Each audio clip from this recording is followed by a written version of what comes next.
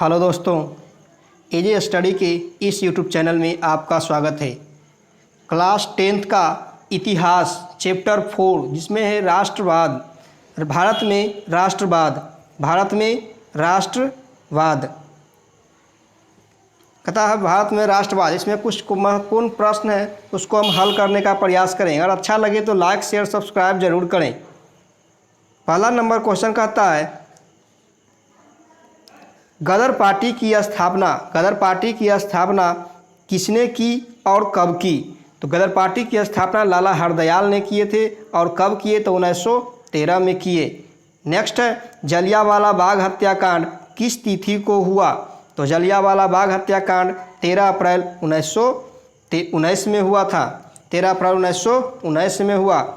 Next है तीसरा number Lucknow समझौता किस वर्ष हुआ? लखनऊ समझौता किस वर्ष हुआ? तो लखनऊ समझौता 1916 को हुआ।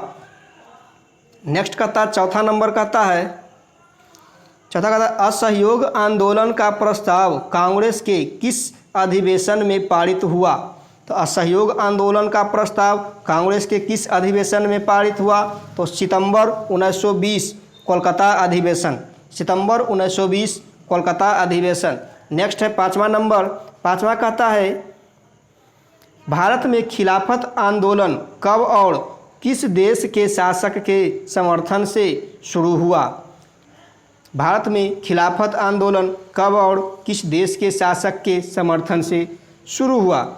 तो वो है 1920 में हुआ और तुर्की देश के शासक के समर्थन से शुरू हुआ। नेक्स्ट है 16 नंबर कहता है सविनय अवज्ञा आंदोलन कब और किस यात्रा से शुरू हुआ?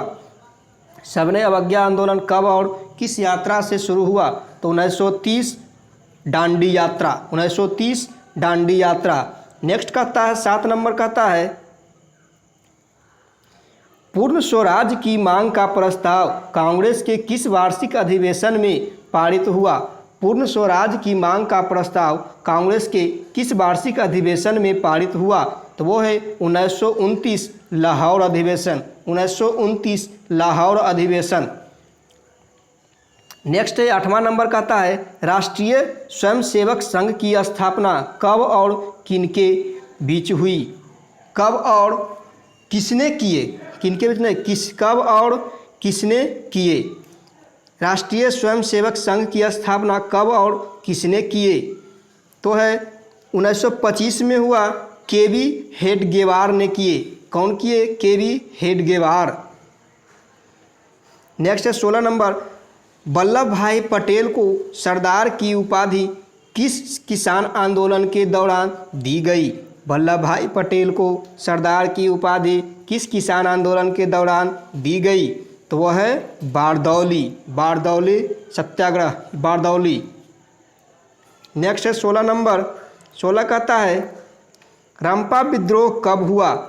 रंपा विद्रोह कब हुआ? तो रंपा विद्रोह 1916 में हुआ। रंपा विद्रोह कब हुआ? 1916। फिर आगे देखेंगे। कहता है अति लघु उत्तरीय प्रश्न है। कहता है खिलाफत आंदोलन क्यों हुआ? खिलाफत आंदोलन क्यों हुआ? तो उसके बारे में बताना है। उत्तर है जब भारत के मुसलमानों को तुर्की के खिलाफ द्वारा सत्ता से हटा देना पसंद नहीं था तो इसी नीति के खिलाफत आंदोलन हुआ। ठीक है। और नेक्स्ट है कहता है रौलेट एक्ट।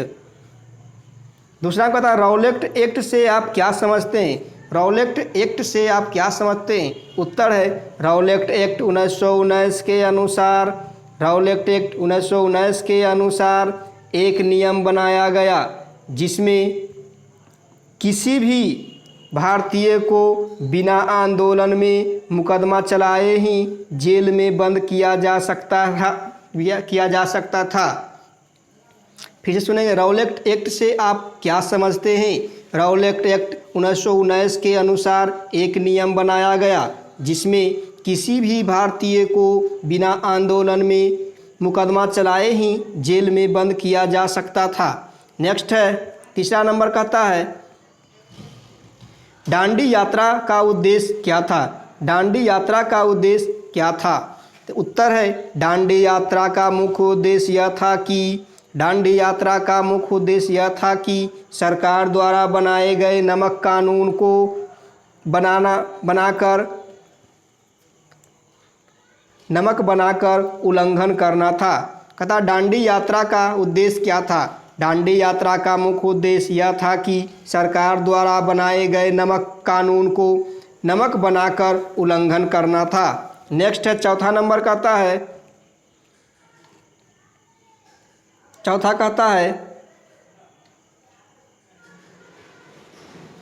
नंबर कहता है गांधी इरविन पैक्ट अथवा दिल्ली समझौता क्या था?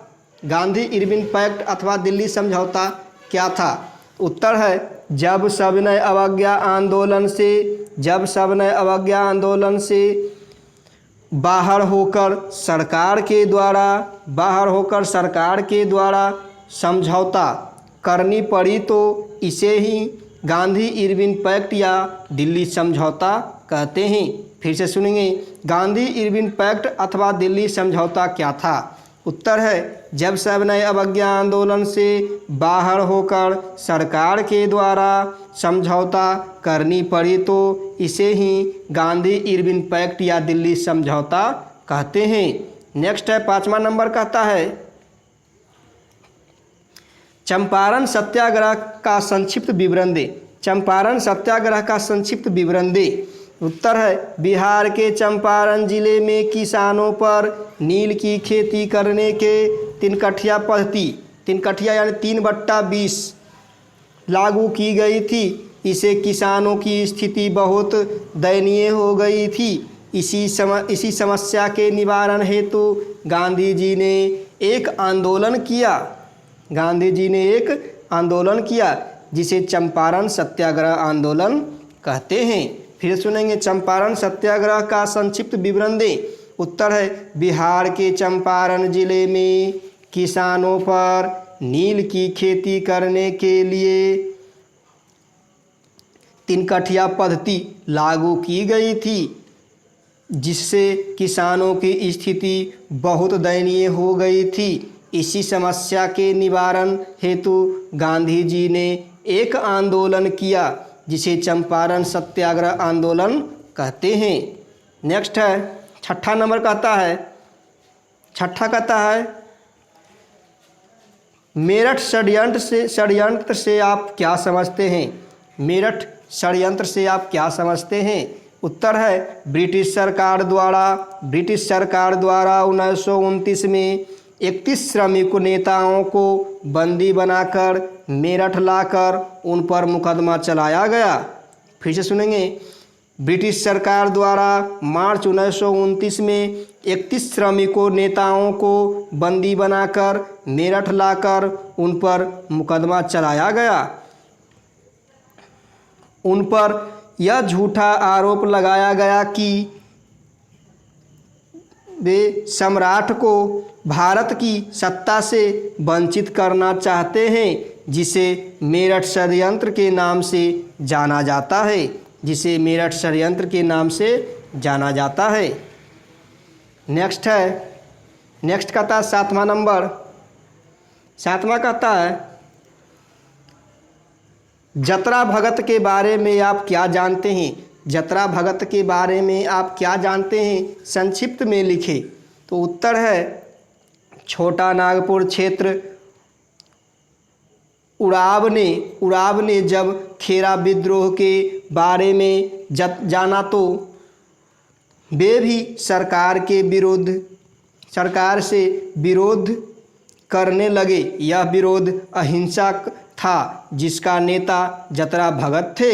इसी आंदोलन में सामाजिक एवं शैक्षणिक सुधार पर विशेष बल दिया गया था। फिर सुनेगा जतरा भगत के बारे में आप क्या जानते हैं? संक्षिप्त में लिखें या विवरण दें। ठीक है, कहता छोटा नागपुर क्षेत्र उराव ने जब खेरा विद्रोह के बारे में जाना तो वे भी सरकार के विद्रोह करने लगे, सरकार से विद्रोह करने लगे। यह विद्रोह अहिंसक था जिसका नेता जतरा भगत थे। इस आंदोलन में सामाजिक एवं शैक्षणिक सुधार पर विशेष बल दिया गया। नेक्स्ट है 8वां नंबर, कहता है all India trade union Congress की स्थापना। All India trade union Congress की स्थापना क्यों हुई? All India trade union Congress की स्थापना क्यों हुई? तो उत्तर है प्रथम विश्व युद्ध के पश्चात जब वामपंथियों की विचारधाराओं का प्रसार भारत में भी हुआ तो कई मजदूर द्वारा संगठनों का गठन किया गया।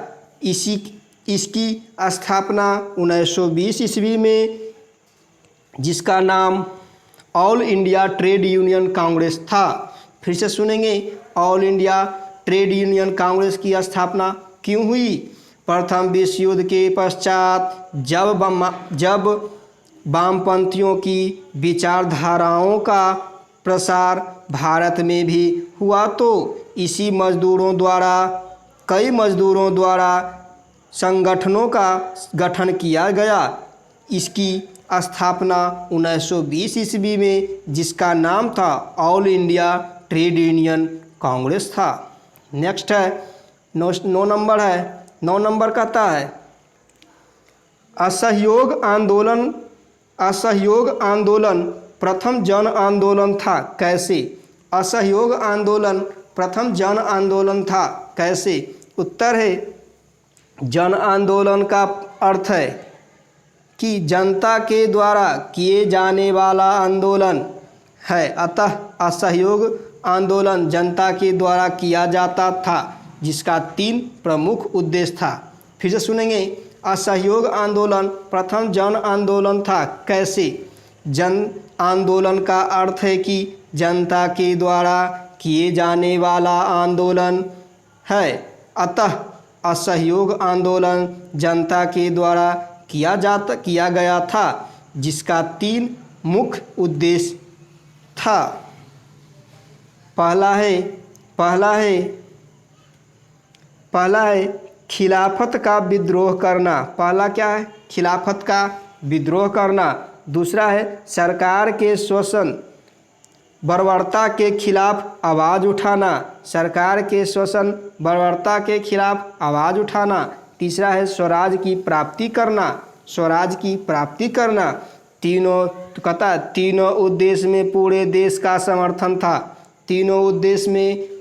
का समर्थन था। इसीलिए असहयोग आंदोलन का प्रथम जन आंदोलन कहा जाता है। इसीलिए असहयोग आंदोलन को प्रथम जन आंदोलन कहा जाता है। नेक्स्ट है और लास्ट क्वेश्चन, कहता सबने अवज्ञा आंदोलन 10वां नंबर कहता सबने अवज्ञा आंदोलन के क्या परिणाम हुए? सबने अवज्ञा आंदोलन के क्या परिणाम हुए? सबने अवज्ञा आंदोलन के परिणाम स्वरूप राष्ट्रीय आंदोलन में महिला, मजदूर, निर्धन तथा अशिक्षित जनता की भागीदारी सुनिश्चित की गई। इसी आंदोलन में विभिन्न वर्ग का राजनैतिक कारण हुआ। इस आंदोलन के वजह से ब्रिटिश सरकार ने 1993 ईस्वी में भारत शासन अधिनियम पारित किया। इस प्रकार सबने अवज्ञा आंदोलन का भारतीय जनता पर ठीक प्रभाव पड़ा। फिर से सुनेंगे, सबने अवज्ञा आंदोलन के क्या परिणाम हुआ?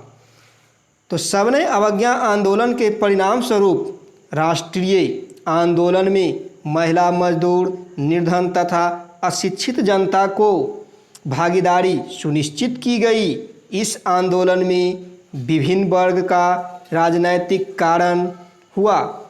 इस आंदोलन के वजह से ब्रिटिश सरकार ने 1993 ईस्वी में भारत शासन अधिनियम पारित किया। इस प्रकार सबने अवज्ञा आंदोलन का भारतीय जनता पर ठीक प्रभाव पड़ा। ठीक है दोस्तों, अच्छा लगे तो लाइक, शेयर, सब्सक्राइब जरूर करें। तब तक एजे स्टडी में बने रहें। अगला वीडियो नेक्स्ट दिन फिर आएगा।